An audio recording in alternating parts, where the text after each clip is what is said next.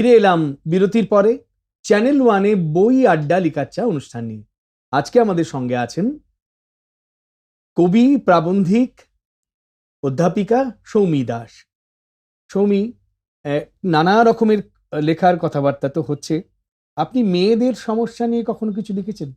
মানে মেয়েদের সমস্যা নিয়ে নানা ধরনের লেখা, এক ধরনের নারীবাদী লেখা, হ্যাঁ, পুরুষের সঙ্গে সেই প্রতি তুলনা, সেইটা, কিংবা মেয়েদেরও নানা রকম সমস্যা আছে, বাস্তবিক সমস্যা, সামাজিক হ্যাঁ, সমস্যা, অবশ্যই। এরকম কিছু নিয়ে হ্যাঁ, কখনো? লিখেছি। মেয়েদের সমস্যা নিয়ে বহুবার লিখেছি এবং আ নারীবাদে আমি বিশ্বাস সেভাবে করি না। আমি সমান মানুষের সমান। সেই যে সমস্যা নিয়ে লিখেছেন, ওই আ লেখাটার নাম কি আ ছিল? টয়লেট পেয়েছে ভাই। টয়লেট পেয়েছে ভাই, আচ্ছা। তো তার বিষয়টা কি ছিল? আর বিষয়টা মেয়েদের নানান সমস্যা, যেমন আমরা এতটা এগিয়ে যাওয়া সময়ে দাঁড়িয়ে আছি, ২১ শতক, এত বড়, বড় কথা বলছি। আজকে রাস্তায় কোনো মেয়ের যদি টয়লেট পায়, সে কোথায় যাবে? মানে সেই একটা উন্নয়নশীল দেশ, সেখানে সেই বন্দোবস্ত থাকবে না কেন? তো সেগুলো নিয়ে প্রশ্ন তুললে আমরা নারীবাদী হয়ে যাই। না, খুব ভালো। একটু একটু তো শুনে নি, লেখাটা থেকে শুনে নি। সত্যি তো এটা খুব আশ্চর্য একটা সমস্যা এবং সরকার এটার দিকে নজর আ দিচ্ছেন। আমি এই প্রসঙ্গটা তুললাম, এরকম বহু প্রসঙ্গ আছে এটা আমার খুব লেখায়। গুরুত্বপূর্ণ প্রসঙ্গ, হ্যাঁ, এটাতে তো এড়িয়ে যাওয়ার উপায় নেই। আ আমি একটুখানি পড়ছি। একটুখানি শুনি হ্যাঁ, আমরা, হ্যাঁ। নারী দিবস নিয়ে কিছু লেখা এর আগেও বহুবার লিখেছি, তবে আজ আবার লিখছি। আগামী বছরও লিখতে হবে। জানি এসব লেখা পড়ার সময় বা ইচ্ছা আজকাল অনেকেরই নেই, তবু আমি বলবই। আফগানিস্তানের মেয়েদের কোভিডের ভ্যাকসিন পর্যন্ত দেওয়া হয়নি। ইরানের মেয়েগুলোর জীবন বীমা সম্পূর্ণ মানুষের অর্ধেক। গাড়ি চাপা পড়ে একটি মেয়ে মানুষ মরলে তার পরিবার হাফ টাকা পাবে। ভেবেছিলাম অনেক ম্যাচিওর্ড হয়েছি আমরা, এবার হয়তো আলাদা করে এসব লিঙ্গ সাম্যের কথা বলা উচিত নয়। আসলে মানুষ হিসেবে নিজের সামান্য অধিকার তো আমার প্রাপ্য। জীবন অনেক কিছু দেখায়। ৪২ বছরের আমি নিজেকে মেয়ে ভাবার থেকে মানুষ ভাবতে চিরকালই বেশি ভালোবাসি। খনা সত্যি কথা বলে যাচ্ছিল বলে ওর শ্বশুর জিভ কেটে নিয়েছিল। আবার মহাভারতে দ্রৌপদীকে দেখো কি অনায়াসে, যাকে ভরা সবাই উলঙ্গ করা হলো, অথচ ৫টি স্বামী যার। চুপ, সবাই চুপ। নির্লিপ্ত ইগনোরেন্স কি? অনার্য ভীমপত্নী হিড়িম্বার কথা ভুলে যাওয়া যায় না শুধুমাত্র অনার্য চেহারার কারণে, যাকে হস্তিনাপুরের পুত্রবধূ হিসেবে উপযুক্ত মর্যাদা দেওয়া হলো না। বডি শেমিং অনেকটাই তাই। সুন্দরী দ্রৌপদীর পাশে স্থূলাঙ্গিনী হিড়িম্বা মধ্যম পাণ্ডব শক্তিমান ভীমের স্ত্রী হিসেবে বেমানান। তার সন্তান ঘটোৎকচ অপাঙ্ক্তেয়। আপনি এই ধরনের তো নানান আন্দোলন আছে। এই যে প্যাডম্যান বলে একটা সিনেমা হয়েছে, আমরা জানি যে অবশ্যই। মেয়েদের ঋতুকালীন ওই সমস্ত। তো আপনি এই ধরনের লেখালেখি লিখে কখনো কোনো বিতর্কের মুখোমুখি হ্যাঁ, হয়েছেন? অবশ্যই। আমার এই লেখাটার ক্ষেত্রেও বহু লোক আমার সাথে সম্পর্ক ছিন্নও করেছে, এরকমও আছে। মানে কেন লেডিস টয়লেটের দাবি আপনারা তুলবেন? লেডিস টয়লেট, অনেক কিছু বলেছিলাম এই লেখাতে, এবং সেখানে আমি একটু শেষের দিকটা পড়ছি। আ সবাই মেরুদণ্ড বাধা দিয়েছে জেনেও কথাগুলো বললাম, না বললে গা গোলাচ্ছিল। নিজেকে নারী ভাববার আগে মানুষ ভাববো ভেবেও কৃমির মতো হচ্ছিল। পিরিয়ড হয়েছে? চুপ। রেপড? চুপ। Domestic violence? চুপ। কর্মক্ষেত্রে সেক্সুয়াল অ্যাবিউজ? চুপ। Honour killing? চুপ। Body shaming? চুপ। টয়লেট পেয়েছে ভাই, কিডনিতে খুব প্রেশার দিচ্ছে? ধুর, আর চুপ করছি না। মেয়েগুলো যারা আমার মতো, সবটাই কিন্তু আজ নিঃশব্দে তোমাদের মুখেই সেটা করছি।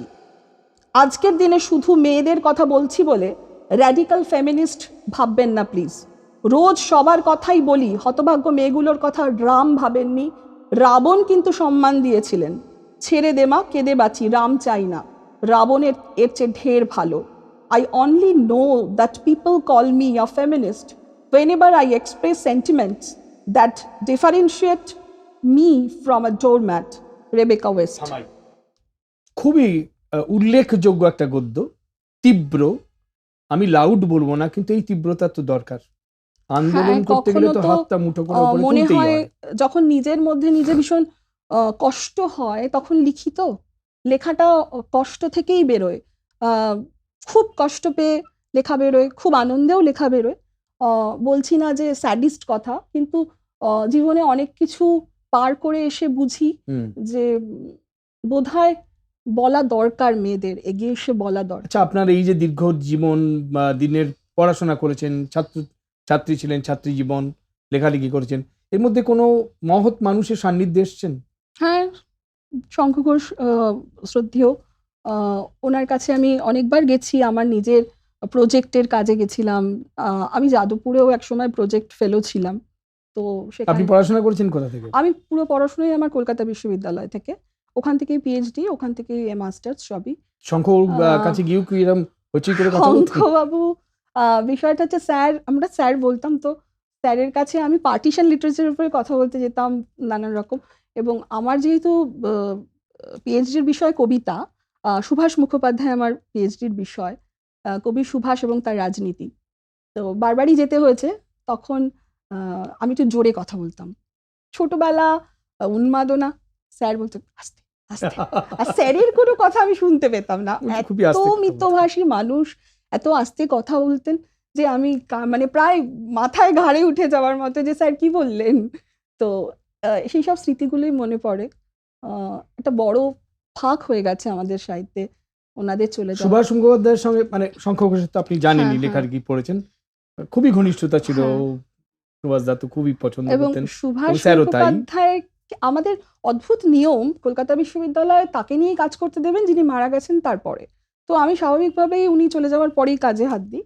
কিন্তু আমি ভাগ্যবান বলতে পারেন, কারণ অনেক ছোটবেলায় একবার আমি একটি আচ্ছা, আমাদের অনেকটা সময় হয়ে এসেছে, একবারে শেষকালে একটুখানি আপনার কোনো কবিতার অংশ শুনে হ্যাঁ, আমরা হ্যাঁ, শেষ করব। আমি বলি যে সুভাষ মুখুজ্জের সঙ্গে আমার দেখা হয়েছিল, ও এটা বাহ, আমার বড় পাওয়া। খুব ভালো। আমাদেরও লেখালেখি শুরু হ্যাঁ, করার দিনগুলোতে ওর সান্নিধ্য পেয়েছিলাম কিছুদিনের জন্য।